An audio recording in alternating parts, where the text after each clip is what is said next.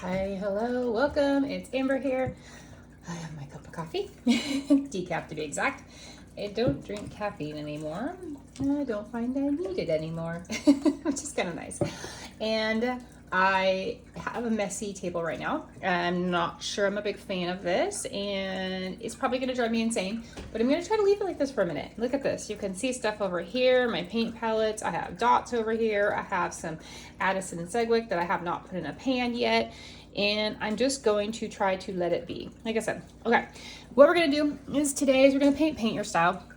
I'm going to paint it on 100% cotton paper. I do have my paper taped down like I always do. Reference photo is here. What it is, it's a cloudy day. It is a field with some colorful structures in the background. Very light though, right on the horizon, can barely see them, just touches of color. There's a grass field, so half is cloudy, looming gray skies. The other half is grass field. There are a scattering of cows in the background, and there are some white weed-like flowers up front. And that's about it. It's not a super vibrant one. It's subtle, it's moody, and it's kind of simple. But that usually means those are harder. The angle at which this is taken, it does go down the middle, but I'm gonna not go down the middle. And it is kind of a curve look from the way, like a fisheye almost. A curved sort of feel to the land. I don't know why. I don't know if that's the way of the camera angle.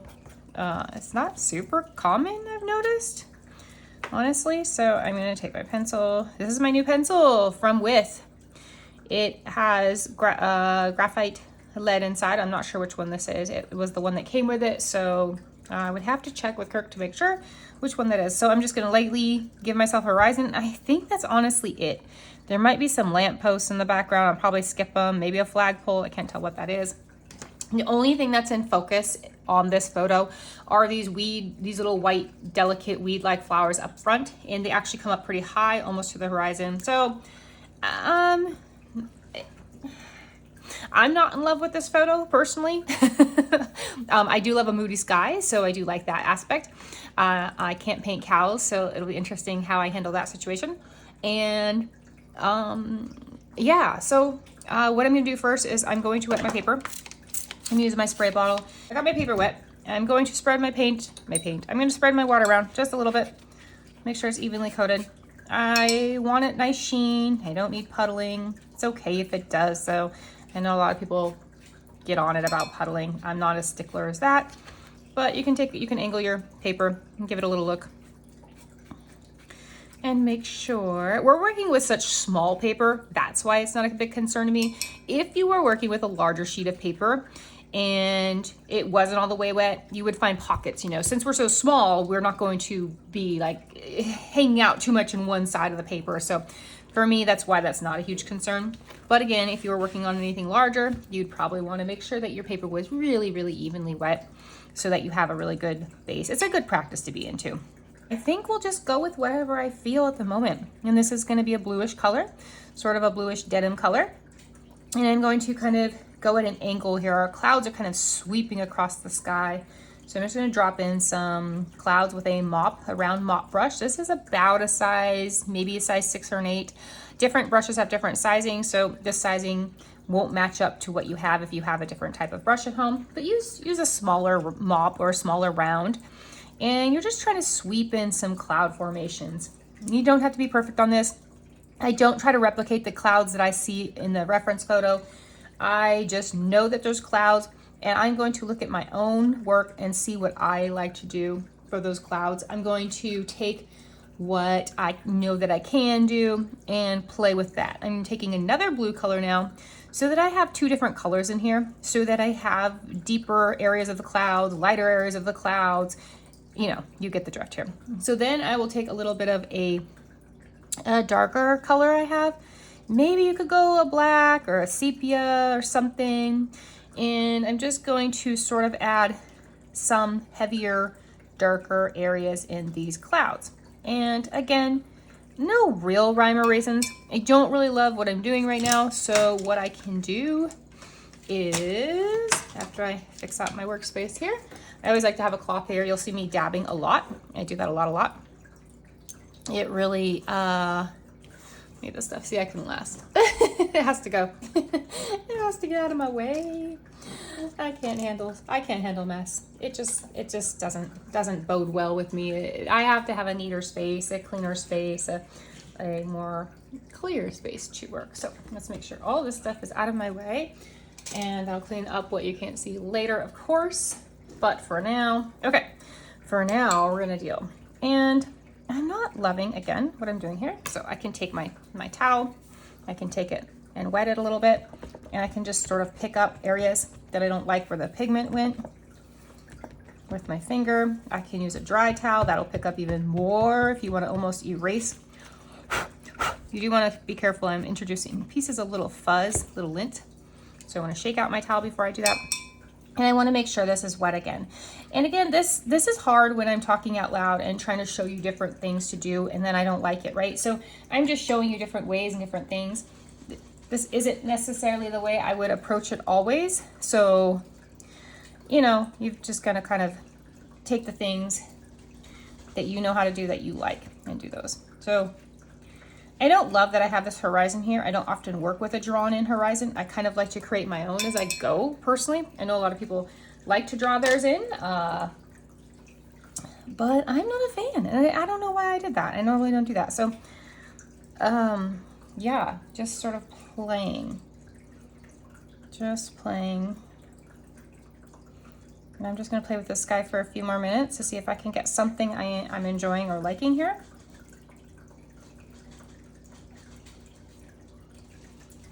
I think I will, maybe I'll drop a few more in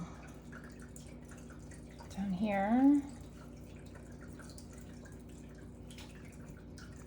At some point you might want to switch off your mop because it might be introducing a little bit too much water. So then switch to maybe something that you feel you have more control over. I won't dictate what that brush might be, right? Because I feel that we very often are told what sort of brush would work for something. And it often does have some validity, right? But I also feel that each of us has a different relationship with our brushes.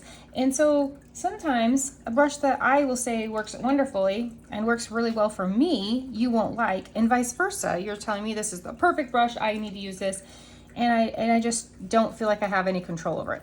And I think that often, I know especially in the beginning because we don't know, right? We think that, okay, this person knows more than I do, they've been doing it longer, and so I think they know, and so I'm gonna, you know, ask them or listen to them. But I still feel, use what you have and continue playing with what you have, and figuring out what you're most comfortable with, what feels right with you, with your water load on your brush, right? How much water your brush holds, how much paint is coming off your brush when you're doing these things, and what feels right, what feels good, right? If you have a brush that people insist on and you keep trying it and you're like, this doesn't feel right. Like, why do people like this brush? I don't understand.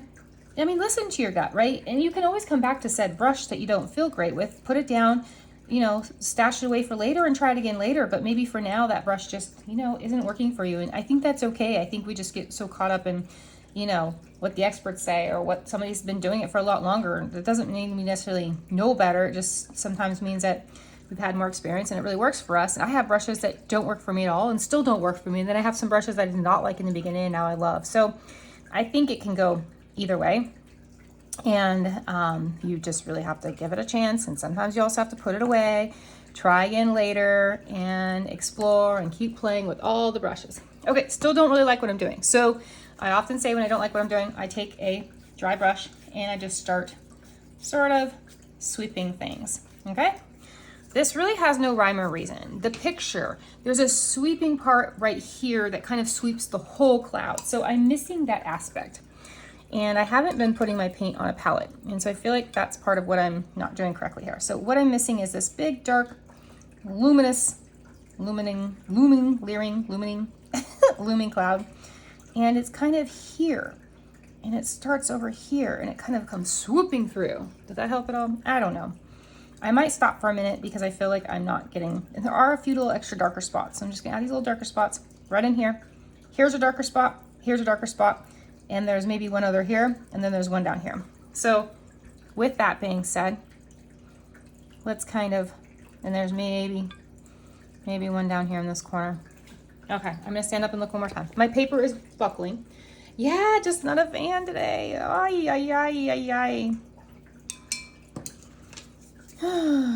And sometimes that happens, you know. Okay, we're gonna leave it for now because I'll just end up getting frustrated, and I don't want to get frustrated. I don't get frustrated very often, and I don't want to start now, so let's leave that alone. I'm gonna re-wet this bottom portion because I know it's drying. I can see it buckling, and that's definitely a sign that it's drying in some areas and not in some areas. So I'm gonna re-wet this whole area. I'm gonna re-wet this whole area. That means my bao bun is done steaming, or should be close to it. Okay, now what I'm gonna do is I'm going to work with just some yellow here, and then I'm going to go with some spring greenish color. That's a little bright, but I'm just gonna use it as my base. So just as my base. And then I'm gonna go straight in with a darker green. And not a darker green, but a darker green than that was. Okay, and we're just gonna kind of lay that down a little bit in different areas. Again, I'm not a big fan of this one, this reference in general, but I'm gonna keep trying. Let's see, we'll add some greens down here. This one has some definite foliage in the background here. It's not super detailed out, so I'm just going to, this isn't the green I want at all. Let's go. I'm trying different greens right now that I don't normally use right now. I got out of the habit of using these greens. So I'm going to keep trying until I find something I like. And these are just a mix of handmade paints that I'm using. And once you get out of the habit of using colors and mixing them, it sort of is hard to get back in the habit, I feel. Okay, so let's just add some greens. We'll get rid of that bright green because it doesn't really work for what we're going here. There is just a touch of like a red ochre-y, burnt sienna color back here. Maybe we just drop that in. I don't really know what it is. Over here, there's just a hint of maybe like a, oh, that's a blue. I thought that was a darker. There's a hint of something going on back here. We're gonna go back to our smaller brush so I can get finer, maybe some finer details with this green.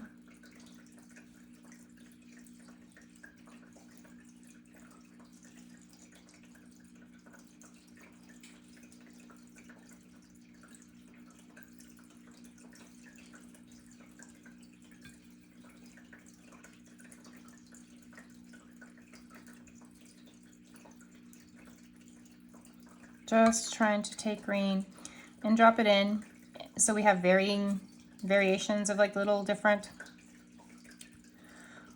going on here. So it's just not one green field. Green is hard, I find, if you're painting something very green and there's lots of greens and it's kind of overwhelmingly green. I feel like it can be quite challenging because it's just a lot of green, right?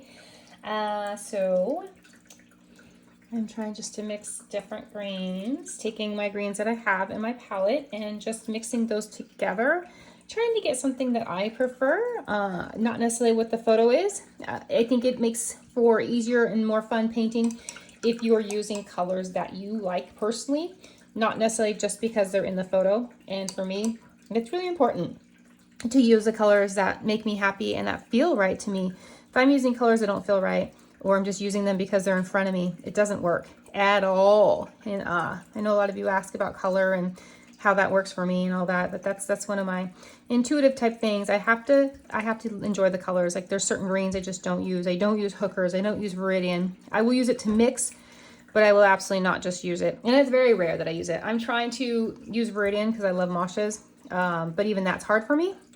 Even when I love it, it's challenging to use a color that you're just not really, you know, just not something that's in your tool. The more I use it though, the more that I will obviously get used to using it and feel more comfortable using it. So, all right, we're gonna use our dry brush a little bit, sweep a little bit. I think we're gonna let this layer dry so that we can have a good base layer and then we can go forward. Although I might need just a little bit more darker green right up here. There's some greens here, maybe some greens here. You know what, that's what we'll do. We'll do some grasses just to show that there are some things going on here. Okay, we're gonna let that dry.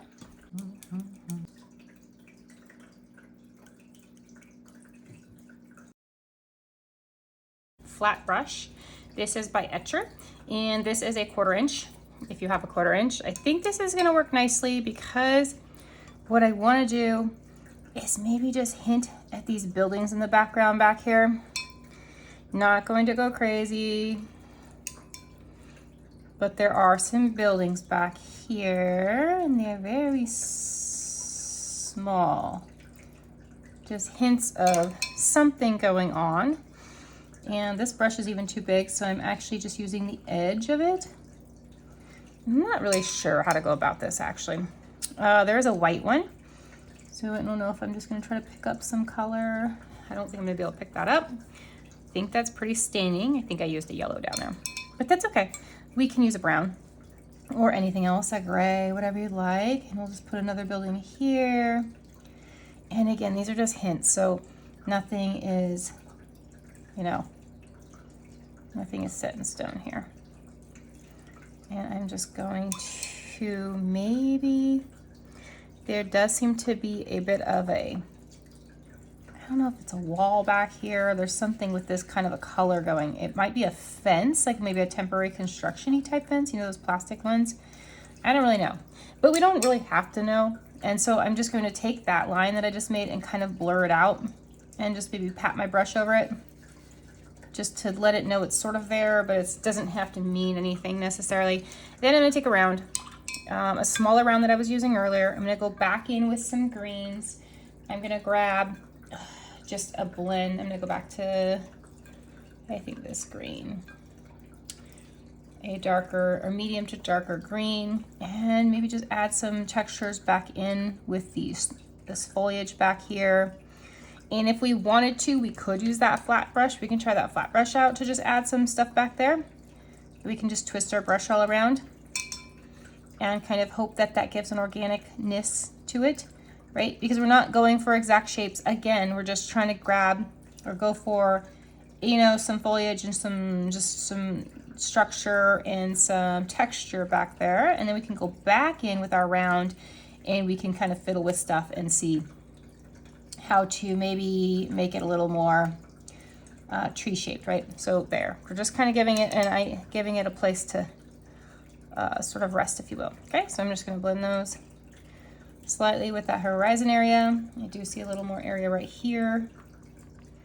Take my brush and get some more paint. I do like to take my paint from my half pan and then put it onto my palette here, my ceramic palette. You could use anything, a plate, plastic, anything. I prefer ceramic, but that's just a personal preference. Okay, so we've kind of got that happening in the background. Yes, sort of ish, something going on. Again, it doesn't have to be perfect. It just needs to be something back there. Okay, then we take our round back to the green. Everything's still wet, right? We're not letting it dry. Then we're just gonna add some darker pockets, maybe some tops of some trees, some darker area where the shrubs might be. We can smush our brush a little bit and maybe just make some more organic shapes. We can come in by these buildings and just sort of maybe cut those in a little bit, put some, and those don't even look like buildings anymore. That's okay. You're just giving the eye that it knows there's something back there. It doesn't have to be labeled out as exactly what it is, right? You just know that there's something going on in the background and you're not really sure, but there's just something back there. You maybe the reader, maybe the visual, the person seeing it doesn't know, and they're like, oh, they're a little curious about what's back there. And that's all you need, okay? You don't need specifics. And so what I'm doing is just going back and forth, kind of blending, sort of getting the harder lines out. I can turn my paper over. I like to do that often, and then just sort of go back over these and loosen them up, loosen the tops of whatever I have going on. Because again, this picture, this reference is showing the stuff in the foreground to be the only really crisp line to details. So the rest of the stuff is mostly fuzzy.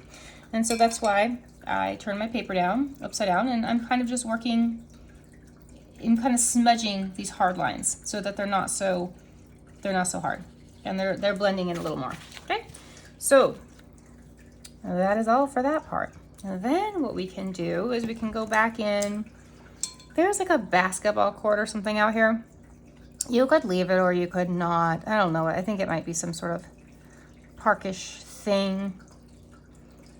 And I feel like I just did that wrong. It's like this, and then just does this whooshing thing.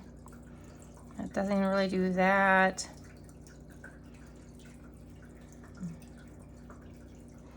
And then there's just a bunch of green around it. And I kind of regret doing that, so we're just gonna let some green bleed into it, and we're just gonna pretend that's just sort of like not pretend, it's just something back there. We're just gonna blend it in. We're just gonna get rid of it. We're just gonna pretend it's just sort of some sort of blending thing back there. Okay, get that fuzz out of there. So we'll just erase it. Okay, skip that part. And you know, that's the fun thing about watercolors is nothing's permanent. So if you don't like something, you just get rid of it. And often I like to do stuff like that to show you it doesn't have to stay. It can go away. Okay, so I'm just added a little burnt sienna right here just to blend in with stuff so there's more texture and more colors. Okay, and then I'm going to try to keep this little area lighter a little bit. And then we'll go on this side. We'll maybe add some down here. Maybe a little dry brushing. And then we'll kind of blend that out a little more. You know, I don't want the super hard lines from the dry brushing. And then there's kind of a little darker area out here, a shrub or something. We're just gonna do little hints of it. Very light hints. Just some green happening maybe back there. Maybe it's not really happening. And then we're going to take, there's a little bit of a darker green here. Okay, so I'm still working on finding my favorite mix of greens. And again, that sometimes takes some time. And that's okay. That's okay if it takes you a while to figure out what greens you like to mix. I just mixed 3 right here. There's 3 different greens and I still don't love it. So let's go ahead and take a little bit of this other one. And the one good thing when paints come with pigment numbers is that you can try to, you know, obviously you can pay attention to what pigment numbers are what, and then you can try to mix the ones you like. You can go on YouTube and try to figure out what it is that you like, what colors you want to mix. No, say you love a Daniel Smith color, but you don't want to buy all the colors. You can go on there and figure out how to mix it very, very easily. And I highly recommend you do something like that. It's also very fun to watch the colors come alive and you get color combinations. Another great way to explore colors is doing color chart. That's one of my favorite ways to explore colors as well. Color charts are always a great way to kind of work on not learning your colors, but figuring out what you really like and what you like to explore. Okay, so got some hard lines here. I'm just gonna go back in with a wet brush and loosen those up. And that's all I do every single time. And because I don't paint very detailed, I think the hard lines look weird at this point. At the end, I will often add them in or let them suggest a little bit. Then after everything's wet, I can go back in and add these fun little pops of color, right? And if I wanna see where my paper's wet, I just hold up my paper itself if I forget where I had color. And just kind of drop those in. And so right here, we're just sort of building texture, little small bits after small bits, right? Little bits by little bits.